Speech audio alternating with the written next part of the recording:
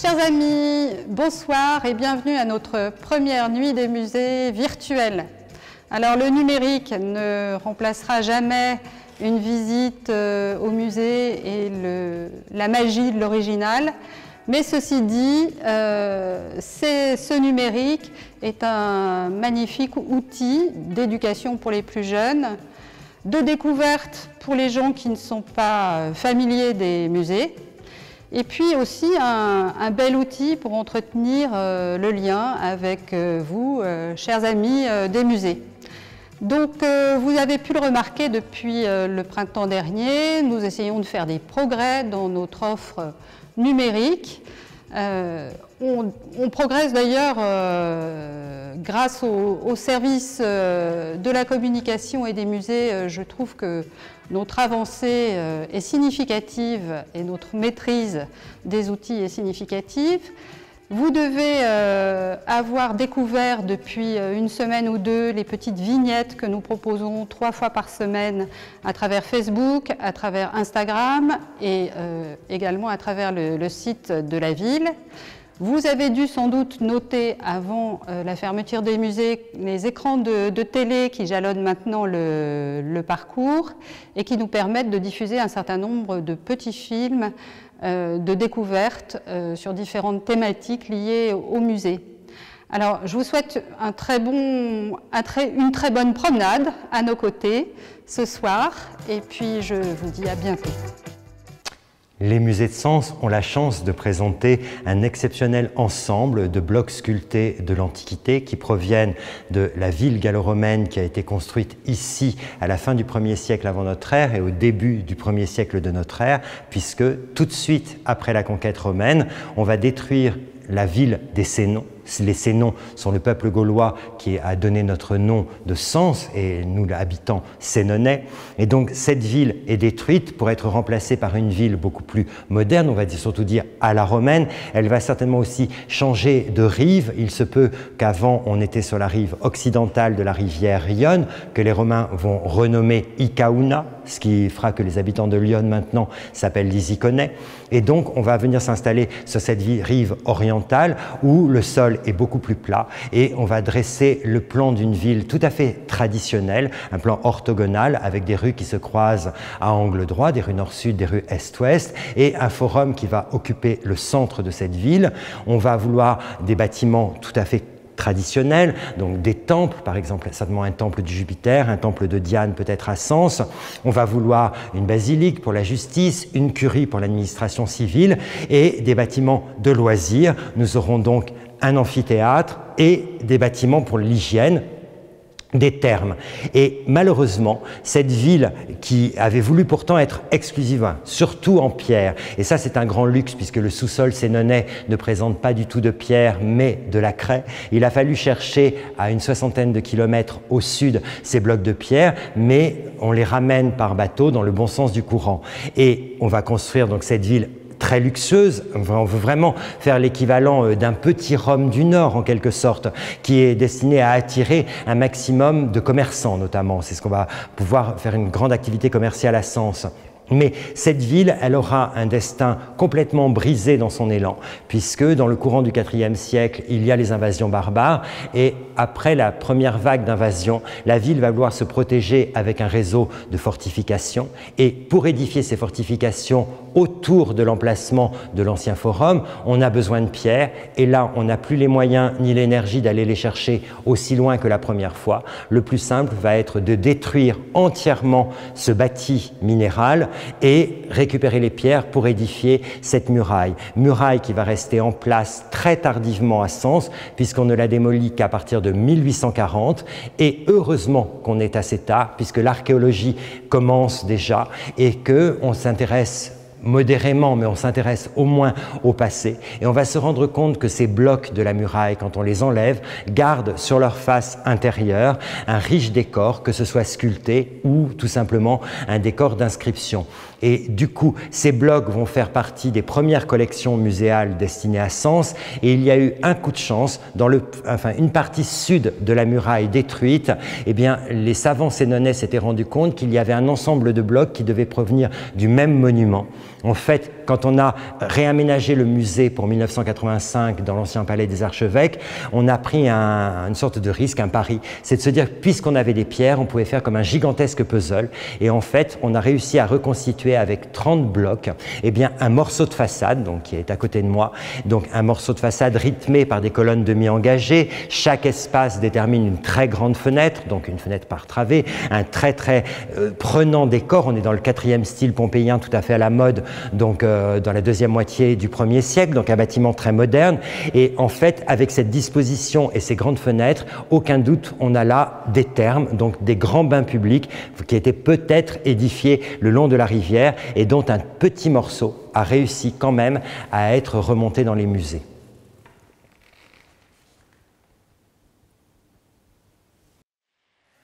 La partie inférieure de la façade des thermes continue de présenter un riche décor mythologique.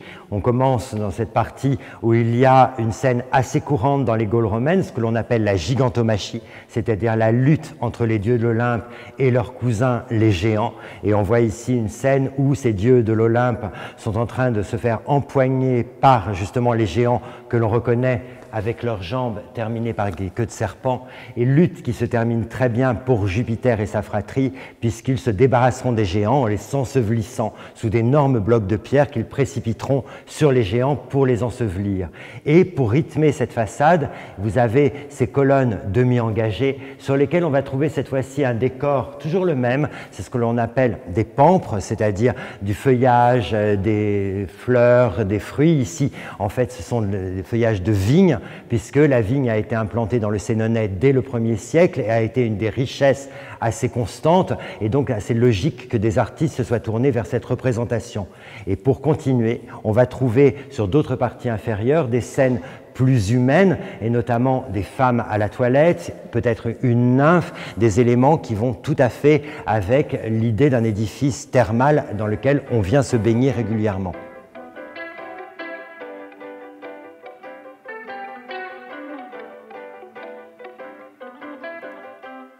Alors, lorsque cette muraille a été détruite, ça a été l'occasion de réurbaniser cette ville, et donc on a déjà créé des promenades à l'extérieur des anciennes murailles, c'est-à-dire les fossés qui protégeaient la ville ont été comblés, et à l'extérieur des promenades, tout un réseau de nouvelles habitations sont venus prendre place. La différence par rapport à ce qui se faisait, par exemple au XVIIIe siècle, c'est qu'avant de construire ces maisons, eh bien, on a regardé dans le sol ce qu'il y avait, les balbutiements de l'archéologie sénonaise.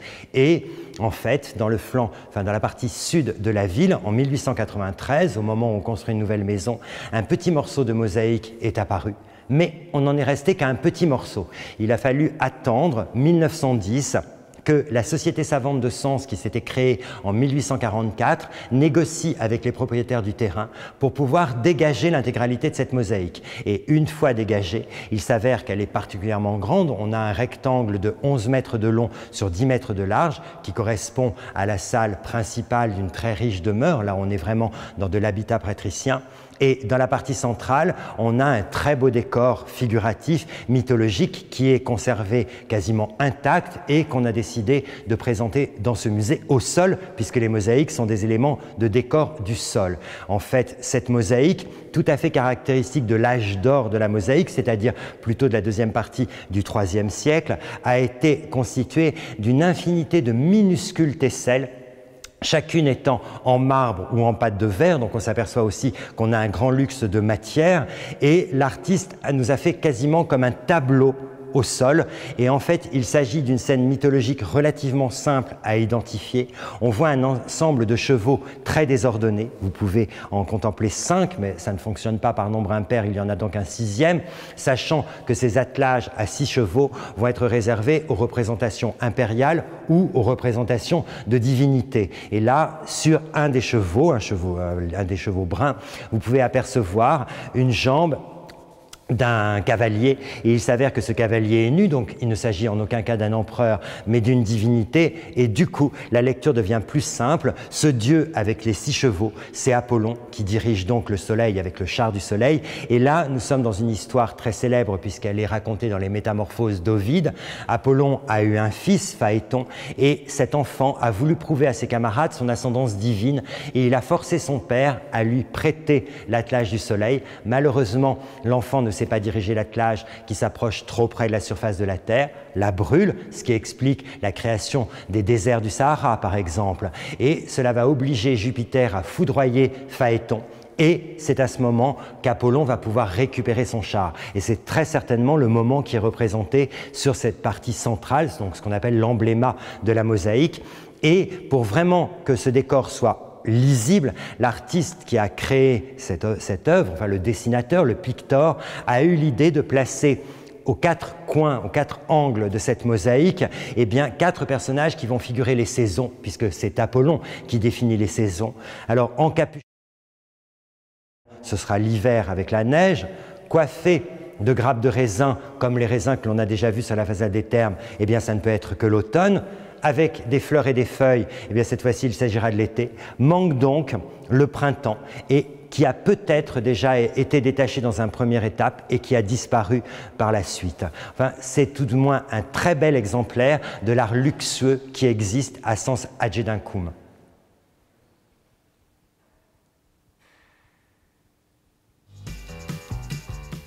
Dans l'enfilade des caves du palais archiépiscopal, on présente une exceptionnelle collection de stèles funéraires figuratives ayant été retrouvées toujours lors de la démolition de la muraille. C'est un ensemble très très varié qui présente bien une large partie de la population de Sens Agedincoum entre le 1er et le 4e siècle. Et ici, il s'agissait un petit peu de reproduire une allée funéraire, une voie des tombeaux, un petit peu la Via Appia d'Agedincoum qui est représentée dans le musée en partant de la plus grande des stèles représentées, qui est celle de 2 époux âgés, qui sont des patriciens. Ensuite, une multitude de stèles de gens vacants à leurs occupations, avec des indices sur leur rang social, des tablettes de cire, des bourses pleines d'argent, des épées lorsqu'il s'agit d'un vétéran, mais également une salle entière va être réservée à la représentation d'esclaves, qui, eux, figuraient sur les côtés ou l'arrière des stèles de leurs propriétaires.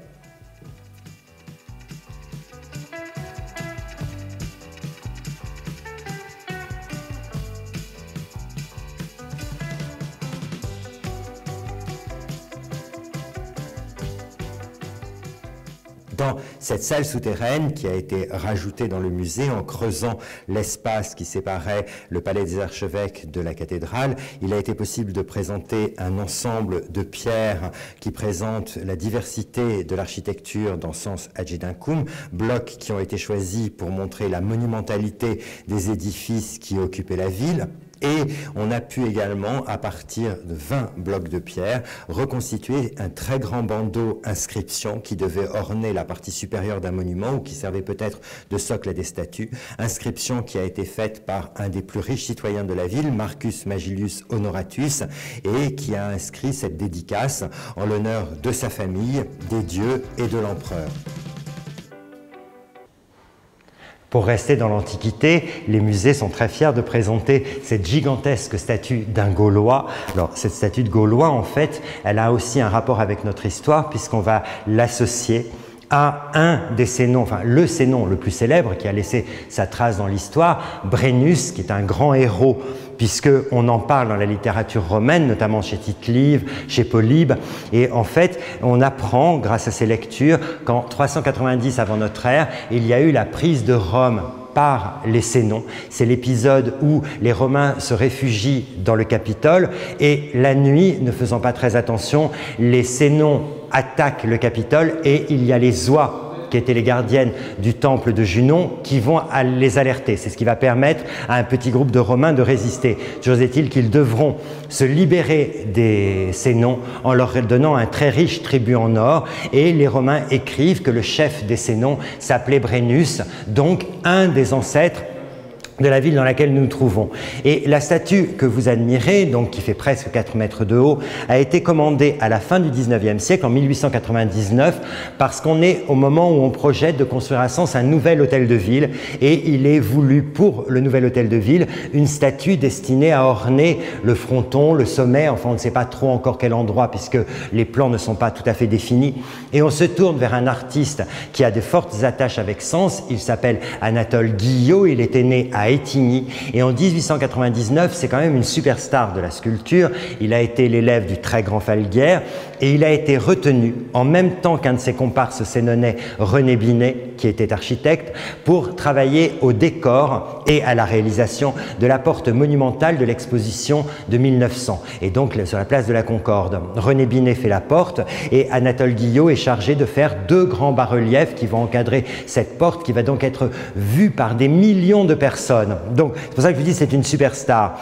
Et donc, on va demander à Anatole Guillot, pour Sens, de représenter un Gaulois. C'est un sujet très à la mode depuis la deuxième moitié du 19e siècle, toujours dans ses débuts de l'archéologie. Et on a une montée d'un mouvement nationaliste en France qui va durer jusqu'à la Première Guerre mondiale, et où on veut mettre en valeur ce passé gaulois. Et on fait les fouilles d'Alésia. Et pour l'art, ça va changer, puisque à partir de 1865, on va vouloir une commande importante, le portrait de Vercingétorix pour m'être mis à Alésia. C'est le sculpteur Aimé Millet qui en a été chargé. Et l'année d'après, le sculpteur que vous connaissez peut-être un petit peu mieux, Bartholdi, va être sélectionné pour faire le projet qui doit orner la place principale de Clermont-Ferrand. Et lorsque Anatole Guillot va devoir faire son portrait d'un Gaulois à son tour, il a donc ces 2 exemples auxquels il va pouvoir se référer, celui de Millet et celui de Bartholdi. Et en fait, on va s'apercevoir avec le temps que malgré tous les efforts qui avaient été faits par ces artistes, ils se sont trompés parce qu'on leur donnait des mauvais renseignements archéologiques. Et les 3 artistes vont se faire piéger par des mêmes accessoires qui sont mal lus à l'époque. C'est le cas notamment de la cuirasse, que vous voyez ici avec ses rivets. Ces cuirasses ne font absolument pas partie de l'armement gaulois. C'est assez fantaisiste aussi au niveau de ces casques. Bon, c'est ce qui donnera les versions d'Astérix et d'Obélix.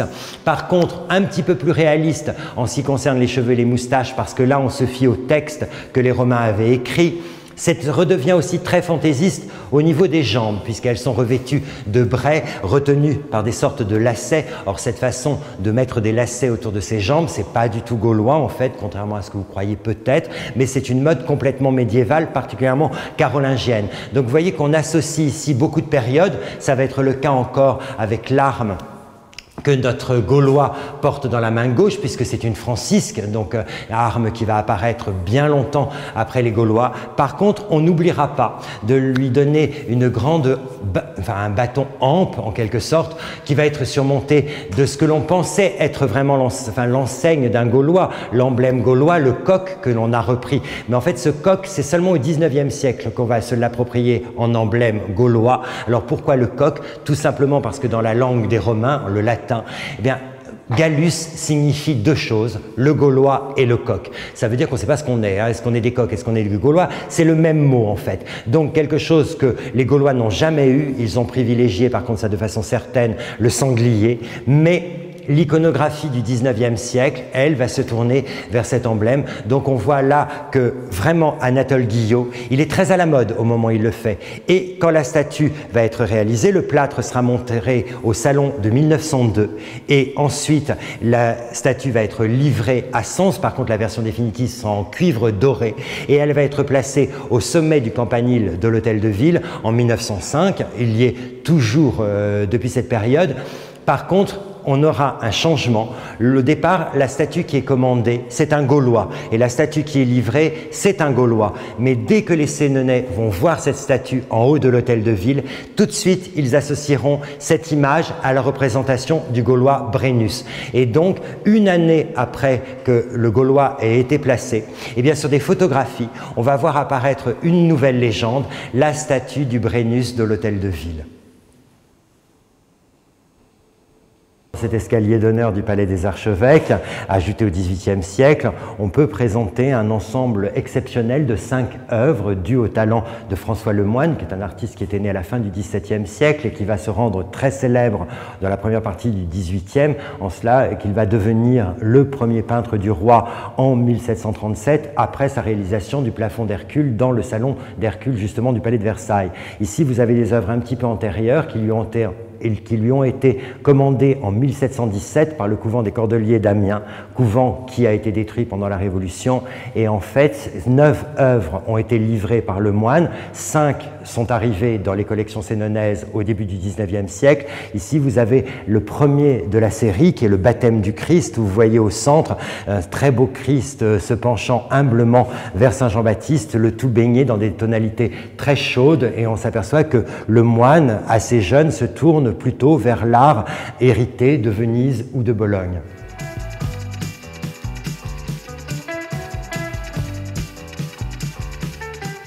Alors, le deuxième tableau conservé de la série nous présente les noces de Cana, le premier miracle de Jésus-Christ raconté dans l'Évangile selon saint Jean. On est au début encore de l'Évangile et vous avez ici encore une fois le talent de François Lemoine qui se révèle dans une composition somme toute très classique, toujours assez italianisante. Il ne suffit que de regarder le décor en fait de ce cadre, hein, comme c'est l'impression d'une loggia d'un palais italien, mais vous allez pouvoir revoir quand même la grâce de l'épouse tout à fait derrière moi, en fait tout à fait modeste, l'élégance du Christ et surtout le très joli mouvement du serviteur qui vient chuchoter à l'oreille du maître que le vin est en train de manquer. Et là, il y a vraiment un très beau moment de complicité justement entre les deux personnages, tout à fait bien peint par Lemoine.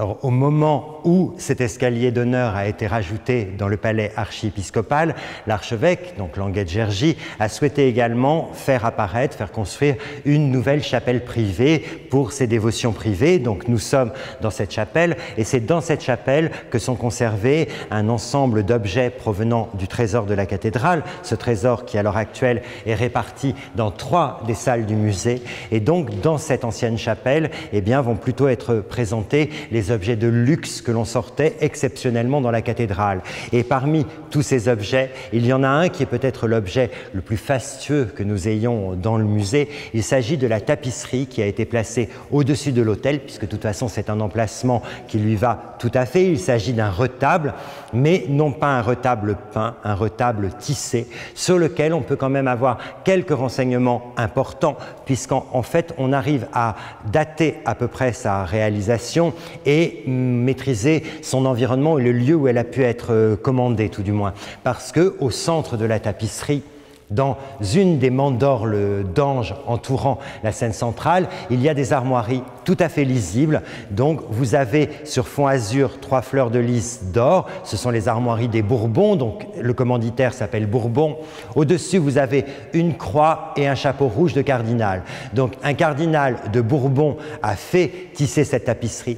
Et vu les vêtements qui sont représentés sur les personnages, ça correspond tout à fait à la cour de Bourgogne pendant le règne de Richard, pardonnez-moi, le Téméraire, c'est-à-dire la période du début du règne de Louis XI. On est donc dans la deuxième moitié du XVe siècle. Alors, y a-t-il un cardinal de Bourbon dans la deuxième moitié du XVe siècle? Oui, il n'y en a qu'un. Il s'appelle Charles de Bourbon. Il a été archevêque de Lyon et il devient cardinal en 1476. Ça veut dire que cette tapisserie n'a pas pu être réalisée avant et il est mort cardinal en 1488, donc la tapisserie a été faite entre ces deux dates. Et il y a de très forts liens entre Charles de Bourbon et la Bourgogne, donc avec les Flandres. On va penser que la tapisserie a pu être réalisée à Bruxelles en suivant un carton qui a été fait par un des suiveurs du plus grand peintre bruxellois qui était mort depuis peu, qui était Rogier van der Weyden, et donc qui avait prévu ici un très très beau projet d'un triptyque en fait destiné à être traduit en tapisserie. tapisserie. Et ce triptyque à 3 panneaux, dont le panneau central est détaché vers le haut, va s'appeler à sens les 3 couronnements, alors qu'en fait il n'en montre qu'un seul, le couronnement qui est au centre, le couronnement céleste de la Vierge après sa dormition. C'est pour ça que vous retrouvez la Vierge agenouillée, vêtue dans son grand manteau bleu, qui est un de ses attributs traditionnels, qu'elle va pouvoir jeter ensuite sur les humains. Et elle est accompagnée à gauche de Dieu le Père, représenté comme un vieillard avec la tiare pontificale, et à droite par Jésus-Christ. Et on est vraiment dans une scène qui se passe au paradis, puisqu'on voit que le Christ porte encore les stigmates de la Passion et qu'on vient, après l'avoir accueilli dans le ciel, de lui jeter sur les épaules un manteau très luxueux pour le protéger. Et donc, après sa dormition, la Vierge rejoint Dieu et le Christ, et elle va être couronnée, et elle devient, comme le disent les litanies depuis le XIIe siècle, Marie, Reine du ciel, une image qu'on affectionne particulièrement. Mais on a voulu compléter ici cette lecture, puisque de chaque côté de Marie, Reine du ciel, vous avez 2 scènes terrestres. Il suffit de regarder en bas, en fait, où on va s'apercevoir qu'on trouve une petite frise de gazon avec des fleurs pour bien prouver qu'on a les pieds sur terre. En fait, 2 reines vont être présentes en même temps que Marie, Reine du ciel. La reine Bethzabée, la femme de David, ce fameux ménage qui commence adultère et qui va donner naissance à Salomon, qui va devenir le successeur de David, et la reine Esther.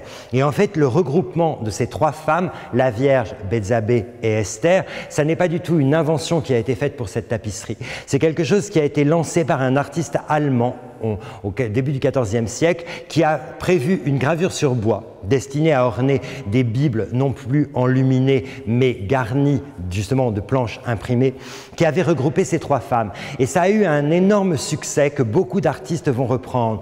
Et pourquoi ce succès? C'est parce qu'en Bethzabée, on voit la toute-puissance, elle peut tout faire en tant qu'ancienne femme de David et mère de Salomon. C'est pour cela qu'ici, l'artiste nous la montre siégeant sur un trône à la place justement de celui qui devrait régner à ce moment-là. Donc elle est toute puissante et elle peut tout demander.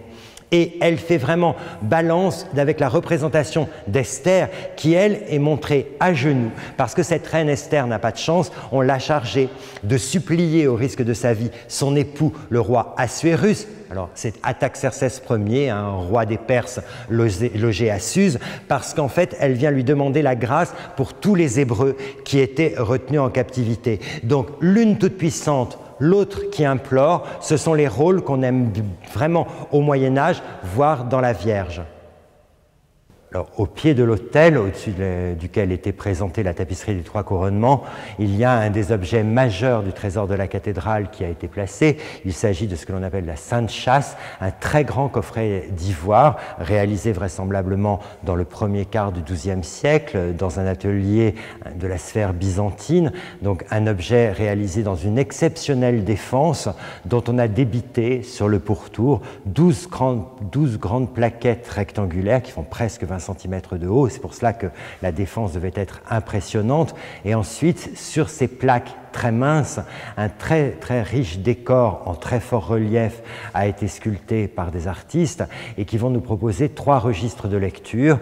Un registre inférieur sur lequel on parle de la jeunesse de David, donc avant qu'il ne devienne roi, et le registre médian et le couvercle, dont cette fois-ci les plaquettes sont trapézoïdales.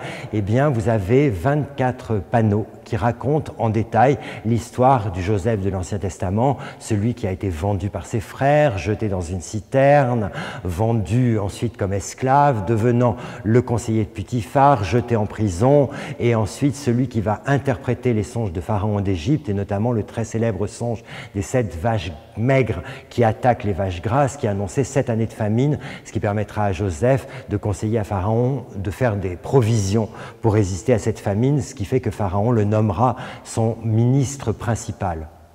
Alors, en même temps que sa chapelle, l'archevêque a fait rajouter une petite pièce que l'on va appeler une tribune, qui va lui permettre, en fait, par une simple ouverture, de contempler ce qui se passe dans la cathédrale, puisque ce palais archiépiscopal est construit parallèlement et perpendiculairement, puisqu'on a une forme de L à la cathédrale, et ça va permettre donc à notre archevêque de rajouter cette tribune, et ce qui fait vraiment bien voir que nous sommes dans un palais, puisque dans n'importe quelle résidence seigneuriale, eh bien, quand elle est dotée d'une chapelle, eh bien, les seigneurs et sa famille n'assistent pas aux offices au même endroit que les autres. Et il y a toujours cette tribune en hauteur, à proximité de l'autel. Eh bien, ici, c'est pareil, le seigneur archevêque de Sens va pouvoir, dans sa tribune, s'installer et regarder directement ce qui se passe au maître-autel sans que personne ne sache s'il assiste ou pas à la messe. Alors bien évidemment, ce n'est pas une façon d'espionner ce qui se passe dans la cathédrale, c'est tout simplement un fonctionnement tout à fait logique dans une résidence seigneuriale ou princière pour ne pas se mélanger avec la foule. Ça vous permet aussi de comprendre que nos archevêques ne sont pas là pour célébrer les messes. Vous avez des chanoines qui sont suffisamment nombreux pour le faire jusqu'à au moins la Révolution française.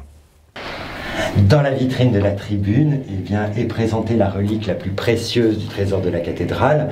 Il s'agit de ce reliquaire de la vraie croix, ce que l'on appelle une storothèque, donc 5 fragments de bois qui ont été assemblés pour donner cette forme de croix à double traverse, c'est-à-dire d'une croix surmontée de la deuxième traverse qui est le titulus qui surmontait la tête du Christ. Et cette croix est apparue très tôt dans le trésor de Sens, puisqu'on sait qu'elle a été offerte par l'empereur Charlemagne avant sa mort, donc sachant qu'il était mort en janvier 814. C'est un peu avant que cette pièce exceptionnelle est venue enrichir le trésor qu'il l'a conservé jusqu'à nos jours.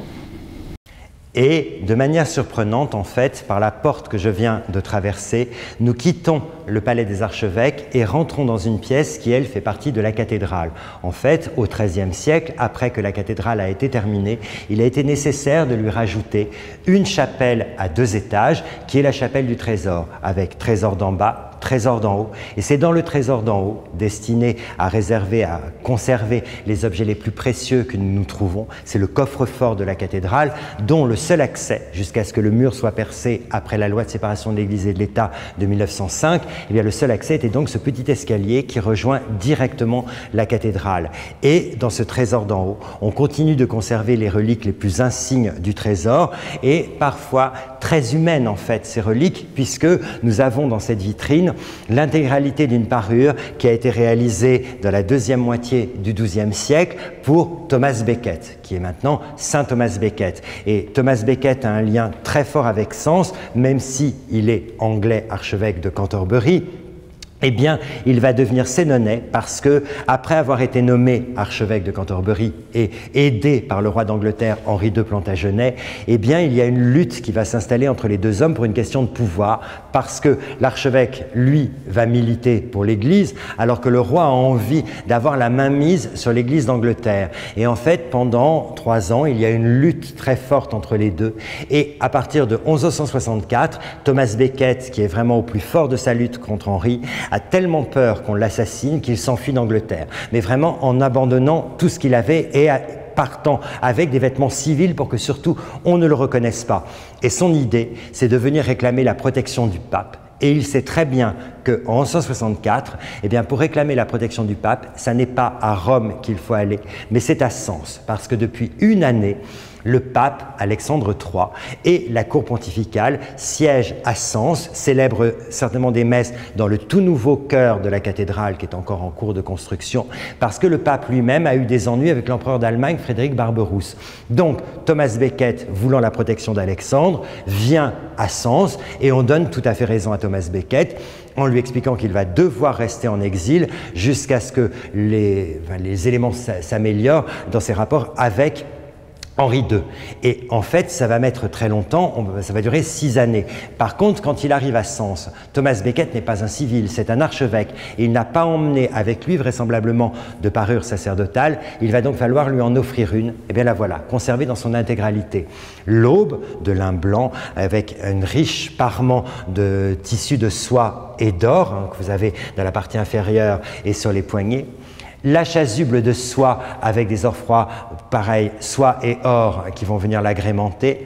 Ensuite, vous allez trouver l'étole que l'on porte autour du cou, le manipule destiné à orner le bras gauche et le collet à plat qui est porté directement sur la nuque. Donc cette parure lui a été offerte par les chanoines de Sens pour qu'ils puissent célébrer. et il va la porter régulièrement entre 1166 et 1170 lors des cérémonies auxquelles il participera dans la cathédrale de Sens. Et dans le courant de l'été 1170, avec l'intermédiaire du roi de France Louis VII, eh bien, il y a une paix qui est ménagée entre Thomas Becket et le roi d'Angleterre Henri II. C'est Henri II qui s'est déplacé, du reste, pour avoir cette paix. Et on convient que Thomas Becket doit rentrer en Angleterre. Il va quitter Sens pendant l'automne, mais du temps à retourner quand même, il n'y va pas non plus aussi joyeux. Et il arrivera à Canterbury au début du mois de décembre 1170. Ben, ça ne durera pas longtemps, puisque à la fin du même mois, le 29 décembre, 4 barons, voulant faire plaisir au roi, vont avoir l'idée, mais vraiment d'eux-mêmes, d'aller tuer Thomas Becket. Et en fait, l'idée leur vient le matin, certainement après avoir entendu le roi dire « on était tellement mieux quand il était en exil » que du coup, ces 4 barons vont quitter Londres, chevaucher jusqu'à Canterbury. On arrive en fin d'après-midi, c'est vêpres, on attend la fin de la messe, et dès que les portes s'ouvrent, les 4 barons s'engouffrent dans la nef avec les épées à la main. Personne n'a le temps de réagir, ils sont déjà à l'hôtel et ils massacrent Thomas Becket. Donc un meurtre dans une cathédrale, comme on l'auront écrit T.S. Eliot ou par la suite Jean Anouilh, eh bien, suscite un tel tollé dans l'Europe chrétienne de l'époque que ça va obliger la papauté à réagir très vite. Des gens punissent l'Angleterre et surtout il faut faire de Thomas Becket, qui a milité pour l'Église, un grand saint. Il ne faut même pas 3 ans pour sa canonisation, c'est une des plus rapides de l'histoire de l'Église. Et Thomas Becket devient donc Saint Thomas Becket en janvier 1173, et l'histoire ne s'arrête pas là, parce qu'à ma connaissance, c'est le seul saint qui aura été martyrisé 2 fois, alors qu'on ne peut vivre qu'une fois, et pourtant, il aura un deuxième martyre à la fin, enfin, non, plutôt au début du XVIe siècle, pendant le règne d'Henri VIII. Alors les Henri n'auront jamais aimé les Thomas, semble-t-il, puisque quand Henri VIII va vouloir se séparer de l'Église, de la papauté, et créer ce schisme et l'anglicanisme, il y a un symbole très gênant en Angleterre, le tombeau de Thomas Becket dans la cathédrale de Canterbury. Qu'à cela ne tienne, on ouvre le tombeau, on prend les reliques, on les broie, on mélange le résultat avec de la poudre à canon et on tire le tout sur la Tamise pour se débarrasser de l'image de celui qui avait voulu résister à la royauté. Alors, en fait, dans ce trésor, on conserve également une statue, mais moderne, représentant Saint-Louis.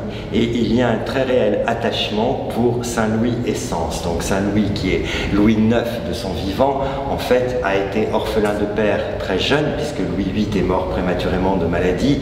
Et lorsqu'il y a eu le veuvage de Blanche de Castille, on lui a adjoint un conseil de régence pour l'éducation du futur roi. Et dans ce conseil de régence, on avait pensé à placer l'archevêque de Sens, Gauthier Cornu, qui, à partir de l'enfance de Louis jusqu'à son âge adulte, va lui servir de mentor. Et donc, le futur roi viendra régulièrement à Sens parce qu'il y a un attachement réel pour l'archevêque Gauthier, et à un point que c'est Gauthier qui va choisir de négocier le mariage du roi lorsqu'il aura 20 ans. Donc, Louis était né en 1214, il aura 20 ans en 1234, et c'est Gauthier Cornu qui lui choisit son épouse, Marguerite de Provence, qui fait rédiger le contrat de mariage, qui fait aller chercher Marguerite en Provence pour la ramener, et qui a décidé que le mariage aurait lieu à Sens. Il a eu lieu le 29 mai 1234, c'est certainement la plus grande fête qui ait jamais eu lieu. Et Louis, il va venir une deuxième fois de façon spectaculaire à Sens, le 10 août 1239, parce qu'il vient de réceptionner la couronne d'épines qu'il a achetée aux Vénitiens, et le 10 août, c'est la susception, c'est-à-dire la réception de cette couronne qui va avoir lieu à côté de Sens, à Villeneuve-l'Archevêque, et ensuite la couronne va être amenée triomphalement à Sens, où elle restera jusqu'au 13 août. Et dans le reliquaire que vous voyez ici, il y a des petits fragments de cette couronne d'épines qui ont été détachés et qui font maintenant partie du trésor en même temps que le reliquaire de la vraie croix. Alors, au premier étage du palais des archevêques, eh bien, il y a eu aussi la construction au XVIe siècle de ce grand salon d'apparat qui a été voulu par l'archevêque de Sens, Louis de Bourbon. Et vous voyez, Bourbon, le même nom que Charles, c'est le petit cousin. Et c'est du reste Louis de Bourbon qui arrive à Sens avec la tapisserie des 3 couronnements et qui va en faire don au trésor de la cathédrale de Sens. Donc nous avons la tapisserie à Sens depuis 1516.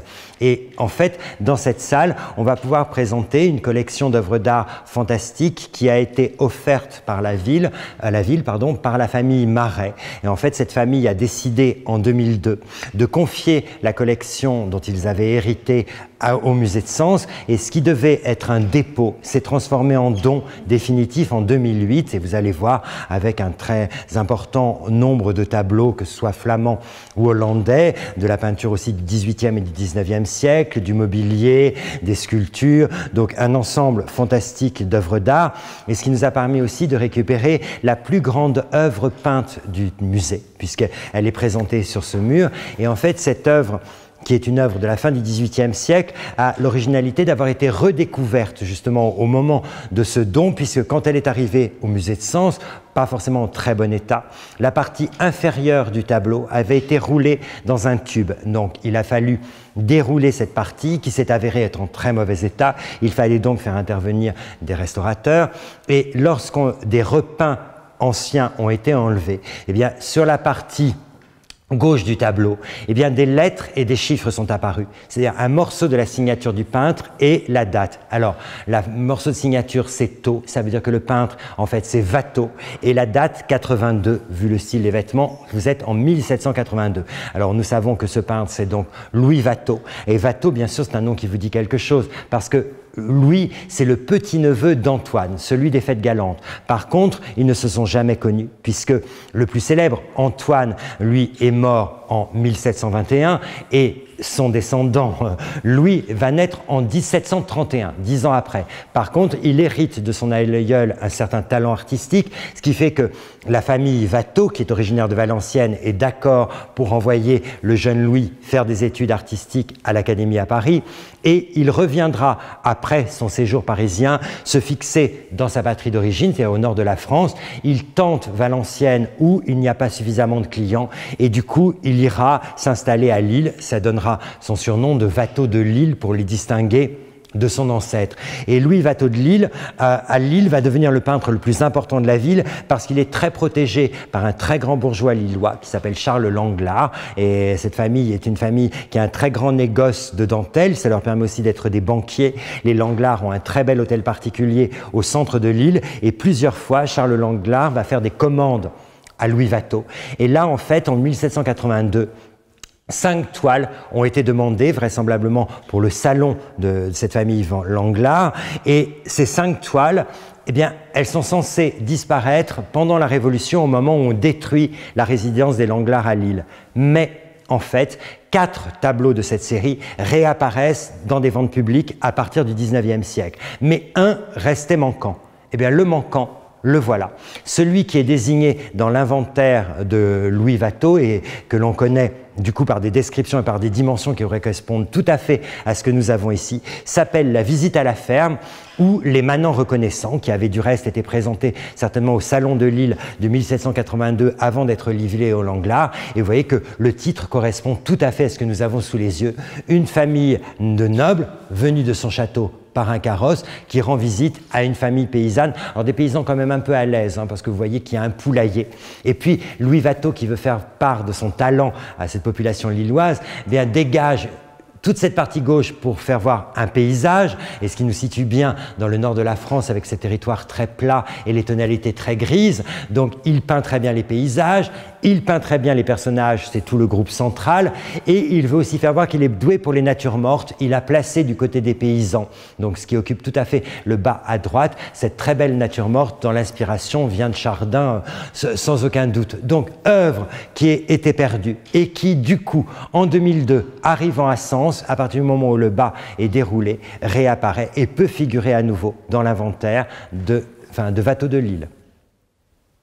Alors, dans cette collection Marais, 2 tableaux exceptionnels sont conservés. Ce sont des œuvres de Pierre Bruegel, donc l'Adoration des mages et le piège à oiseaux. Mais en fait, ça n'est pas Pierre Bruegel le plus célèbre, puisqu'il a une carrière courte, étant mort assez jeune, à 40 ans. Il n'a pu peindre qu'une 60aine de tableaux, mais il a laissé 2 fils, et en héritage à ses fils son fonds d'atelier. Ce qui va permettre à l'aîné de ses fils, Pierre II, de se servir des schémas du père pour reproduire et multiplier les œuvres. Ça va être le cas notamment de cette adoration des mages qui, dans l'œuvre du Père, s'appelle Adoration des mages partant de neige, puisque la surface de l'œuvre est parsemée de minuscules flocons sur toute sa surface, mais le Fils ne fera jamais apparaître ces petits flocons. Et là, c'est bien le Fils qui a fait le tableau, puisqu'il est daté et signé P. Bruegel 1607.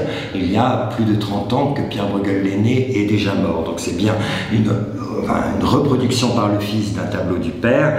Et comme dans le tableau du Père, donc cette adoration des mages va nous montrer la Vierge et l'enfant Jésus sous ses genoux complètement rejetés sur l'extrémité gauche du tableau pour réserver la majeure partie de la surface à la vie dynamique de ce village brabançon à côté de Bruxelles, vraisemblablement à moitié ruiné puisqu'on est en pleine période de la reconquête en fait par les Habsbourg de la Belgique, puisqu'on veut recatholiciser la Belgique à ce moment-là, et on voit toutes ces familles très occupées. On va sur la rivière gelée chercher de l'eau, on va s'abriter et se nourrir dans les tentes qui servent de refuge. Donc c'est ce qui va faire la célébrité de Bruegel, c'est de traduire aussi bien l'intensité de la vie donc dans les Pays-Bas.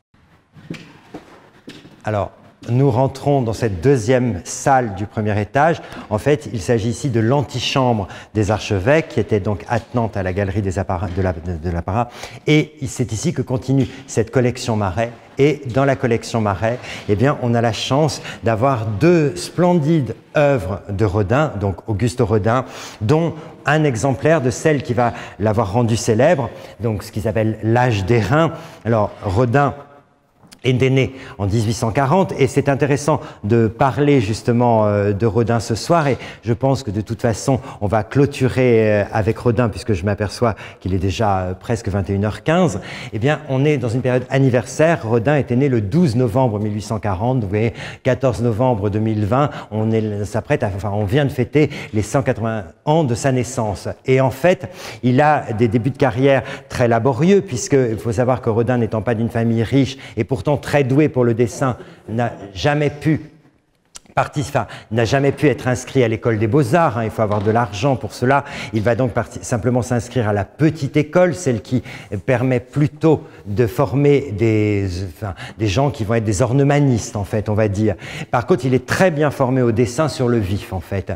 Et malheureusement, il a choisi non pas le dessin ni la peinture, il préfère le modelage parce qu'il s'intéresse au mouvement, et donc il veut faire voir des œuvres en 3 dimensions. Donc la ronde bosse va beaucoup le fasciner en la modelant dans l'argile, et il a quand même ce défaut d'être trop moderne pour son temps. Ce qui fait que ses débuts de carrière n'arrivent pas du tout à décoller et il ne peut que vendre ses talents à d'autres. C'est pour ça qu'il va être l'employé de Carrier-Belleuse, qui est le plus grand, un des plus grands ateliers de sculpteurs de cette deuxième moitié du 19e siècle. Et ça va se casser un tout petit peu avec le désastre de 1870, où Rodin, n'étant pas mobilisé, va quitter la France pour la Belgique, parce que c'est un grand chantier et qu'effectivement on construit les grands boulevards de Bruxelles, et notamment le boulevard Hanspar, et on a besoin de sculpteurs justement pour créer des cariatides qui vont décorer ces façades. Donc Rodin va faire partie des nombreux sculpteurs ayant travaillé à Bruxelles, ce qui veut dire qu'à Bruxelles, après 1871, financièrement, ça commence à aller à peu près bien pour lui. Et à partir de 1875, vous voyez, il a déjà 35 ans, il commence à réfléchir, à se dire « je dois enfin faire ma grande œuvre ». Et cette grande œuvre, ça va être, comme n'importe quel grand artiste plutôt de la Renaissance, un homme debout. Et donc, il choisit un modèle, et Rodin est très particulier pour les modèles parce qu'il ne veut jamais employer de modèles professionnels dont il trouve que les postures sont souvent beaucoup trop compassées, empruntées. Il préfère des gens plus ordinaires, et là, il va choisir, parce qu'il l'a rencontré, un jeune militaire qui est dans une, dans une caserne à Ixelles, donc une des banlieues de Bruxelles, et il porte le même prénom, justement. Ils s'appellent Auguste tous les deux. Donc Auguste Rodin choisit Auguste Ney, qui a tout juste 20 ans, et Auguste va venir poser pour Rodin. Mais par contre, cette pose chez Rodin, c'est toujours très particulier, puisqu'on ne pose pas chez Rodin on bouge, jusqu'à temps que Rodin voit la pose qui va lui plaire. Et en fait, quand il aura vu, ça va durer 2 jours quand même, et bien au bout de 2 jours, à un moment, Auguste Ney va s'étirer. Et c'est ce moment-là qui va fasciner justement Rodin, parce qu'il y a une très belle contraction des muscles à ce moment-là. Et donc, à partir de 1875, Rodin modèle cet homme qui s'étire. Donc, ce qui va être un des titres provisoires. Et ça tombe bien, il va se rendre compte au moment où il achève ce buste, donc dans le courant de l'année des 76, c'est la première fois qu'il peut voyager. Il va aller en Italie, il va aller à Rome, il va aller à Florence, il va rencontrer en direct les œuvres de Michel-Ange, les œuvres de Donatello, il va voir les parallèles de l'œuvre qu'il est en train de réaliser avec justement le David de Michel-Ange et encore plus le David de Donatello, et il voit bien qu'il est dans la bonne direction. Il revient donc à Bruxelles, il termine son modèle et on le montre pour la première fois, enfin en plâtre, eh bien, au Salon de Bruxelles de 1877 où il a un petit succès. Et Rodin veut le montrer au Salon de Paris de la même année. Il envoie le plâtre pour qu'il soit examiné par le jury. Et la surprise, le jury à l'unanimité refuse d'accepter cette statue. Et Dieu sait pourtant qu'elle est belle. Mais on va prétexter deux choses pour refuser la statue. Déjà, le manque d'un titre. Eh oui, parce que finalement, l'homme qui s'étire, ça vous oblige à regarder un homme véritable. Or, la nudité, elle est réservée généralement à tout ce qui est divin et certainement pas à des véritables personnes, mais c'est tellement réaliste qu'en fait, le jury est convaincu que Rodin n'a pas modelé Auguste, mais qu'il l'a simplement surmoulé, et c'est pas du tout le même métier. Et heureusement pour Rodin, il y a un collectif d'artistes qui va se réunir pour défendre cette œuvre, et ce qui fait que, au bout d'un an, le jury est bien obligé de céder, le ministre des Beaux-Arts va imposer, la statue va être présentée pour la première fois à Paris en 1878, où elle est amenée à avoir quand même un certain succès. Ça y est, la carrière de Rodin va être lancée, l'État va lui acheter cette œuvre, et ensuite on lui commandera Les Portes de l'Enfer. Et en ce qui s'agit de L'Homme qui s'étire, alors on l'a appelé aussi à un moment le vaincu, en hommage à la guerre de 1870, et Rodin va préférer en dernier lieu le titre Âge d'airain, parce que c'est la troisième période de la préhistoire, c'est le début de l'humanité. L'homme qui s'étire, c'est aussi l'homme qui arrive à être dans sa posture debout. Donc Rodin avait vraiment fait des références à l'histoire, en fait, assez pointues même, à ce moment-là. Et par la suite, il exigera que cette statue n'existe qu'en bronze. Ça veut dire qu'à partir du plâtre original, un moule a été fait, qui va permettre des tirages de bronze. Il y en a plus d'une vingtaine qui ont été faits pendant le vivant de Rodin et quelques-uns ont été faits par la suite, parce que Rodin a toujours affectionné beaucoup plus le bronze que le marbre. En fait, déjà, il faut savoir, contrairement à ce que vous imaginez peut-être, qu'il n'est pas très bon praticien. Il est très bon modeleur, mais la taille de la pierre directe, ça l'intéresse beaucoup moins. Et aussi parce qu'il se rend compte à quel point le bronze fait vivre sa matière. Et là, par exemple, vous pouvez voir, c'est toujours le problème de Rodin, il n'aime pas la surface, il aime l'intérieur, il privilégie tout ce qui est sous la peau pour faire apparaître, vous voyez, les petits bourrelets de gras, les os, les muscles que vous avez ici avec les abdominaux et notamment, et c'est pour ça que cette pose était très intéressante, les biceps très très gonflés. Donc vous voyez, toute cette façon de faire apparaître ce qui est sous la peau, qui est tout à fait caractéristique du travail de l'Antiquité grecque, qu'on l'on redécouvre justement pendant la Renaissance, c'est ce qui va faire justement l'exceptionnel talent de Rodin. Alors j'ai de la chance, j'ai mis les gants exprès et je suis dans un musée dans lequel je travaille, alors je vais me permettre de pouvoir le faire pivoter, puisque, je vous ai dit, le talent, c'est de saisir justement l'intérêt sur toutes ces surfaces. Vous voyez, la courbure de la colonne vertébrale, assez proche justement des travaux de Donatello. Et encore ici, vous voyez apparaître un réseau de muscles sous les os de l'omoplate. Donc un travail qui est vraiment fantastique aussi sur ces petites vertèbres du bas du dos. Et en plus, nous avons la chance avec cet exemplaire donc, qui a été fondu par la maison Rudier. Et en fait, on a la chance d'avoir une très très belle patine brune sur une base verte qui donne un exceptionnel relief. Alors, c'est l'œuvre avec laquelle nous clôturons cette soirée, puisqu'elle fait un petit peu le lien avec cet anniversaire Rodin. Alors, il va me rester à vous remercier en espérant que vous avez apprécié de chez vous à participer à cette visite, cette promenade un petit peu dans les salles principales du musée. Il faut absolument aussi que je remercie toute l'équipe technique qui a travaillé et qui a rendu possible le direct de ce soir. Donc, je sais qu'en bas, au rez-de-chaussée, à la régie, il y a Fabrice, il doit y avoir Dorothée, il y a Sylvie aussi qui contrôle. Au premier étage, devant moi, j'ai mes caméramans, donc j'ai Guy, j'ai Philippe, j'ai Hervé, le conservateur du musée, Nicolas Potier. Donc vous voyez qu'il y a toute une intendance qui a rendu cette soirée possible. Et il faut aussi conclure en disant, bon c'est très bien, nous avons passé, je l'espère, une très belle soirée, parce que c'est en direct par le biais de l'écran parce que les musées sont fermés. Mais les musées rouvriront, quel que soit le moment, on le sait. Et dites-vous bien que ces œuvres que vous avez vues, elles sont tellement plus belles quand vous les avez devant vous. Donc, nous rouvrirons nos portes. Et à ce moment-là, surtout, ne nous oubliez pas. Venez nous voir, ou pour ceux qui ont eu la chance déjà de venir au musée, revenez nous voir. Et je crois que ce sera la conclusion de ce soir. Et merci.